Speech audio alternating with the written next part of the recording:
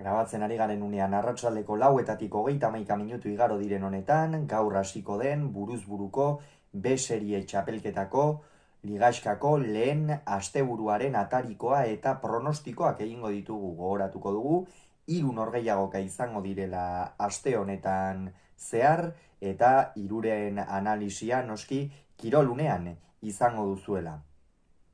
Lehen partida gaur jokatuko dute Bakaikoak eta Lizeagak. Hemen Joanes Bakaikoa irtengo da favorito, batetik esperientzi handiko pilotaria da Etxarri Aranatzekoa, eta gainera binakako txapelketan jokatu dituen hainbat norgehiagoketan oso maila ona erakutsi du jokoan dagoela eta beti aurkari gogorra izan ohi da. Hala ere, lehengoan Ekain Lizeagak zertzela da politak utzi zituen, Aimar Morga Etxebarriaren aurka Bilboko partida hura Espositoren aurka ez genuen ikusterik izan, baina erakutsi zuen azkenera arte lehiakorra dela, izan ere alde ikeragarriarekin galtzen joan zen, eta hala ere 22 eta 21 irabazi zion herritarrari, eta honen bestez buruzburuko B serie txapelketako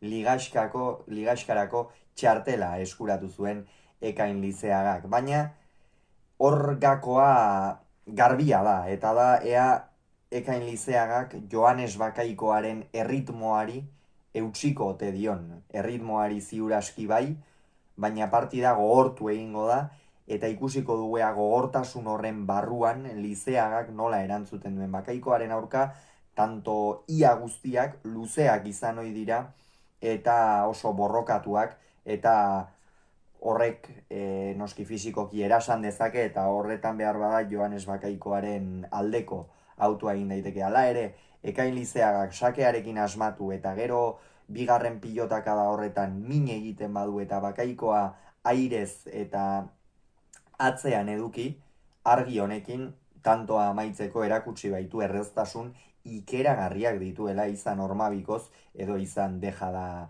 bitartez.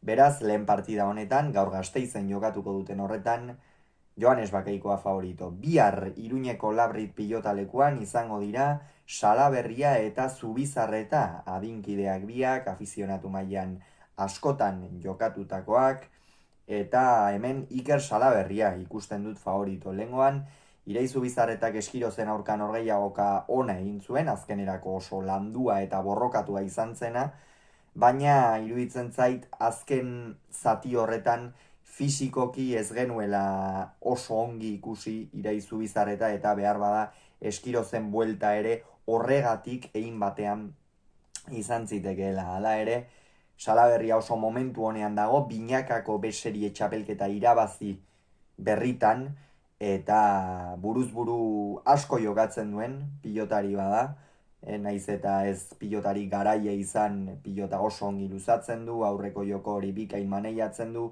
tantoa egite ikeragarri kostatzen da honi, eta horregatik Iker Salaberri irtengo da favorito. Iraitzek zer egin beharko du irabazteko, noski batetik sakearekin asmatu, sakearekin denek asmatu beharra daukate buruzburukoan aukeraren bat izan nahiko badute, baina gero errematean ausarta izan behar du, etzaizkio tanto luzea komeni, eta hor arriskatzea gakoa izango da Iraitz Zubizarretarentzat. Eta iganderako geratuko zaigu Eibarko astelena pilotalekuan Julen Egurenek eta Joseba Aldabek jokatuko duten norgehiagoka. Bertan Julen Eguren irtengo da favorito, naiz eta lehengo astean Joseba Aldabek ezustekoa eman zuen Unai Alberdiren aurka Azkoitian jokatutako norgehiagoka horretan. Julen Egurenek txapelketa ona egin du, binaka egia da, hor azken zatietan eta asko kosta izan zaiela, eta behar bada horren mamuak ere izango dituela Azpeitiako aurrelariak, baina momentu honean dago, hau ere pilotari gogorra da, eta Aldabe atzelaria izan da, naiz eta erakutsi duen aurrean jokatzeko arazorik ez duela eta defentsan aritzeko, eta iruditzen zaite Egurenek oso defentsa sendoa duela, eta Aldabek gauza asko egin beharko dituela ondo, asko Egureni irabazteko. Beraz hemen Julen Eguren favorito.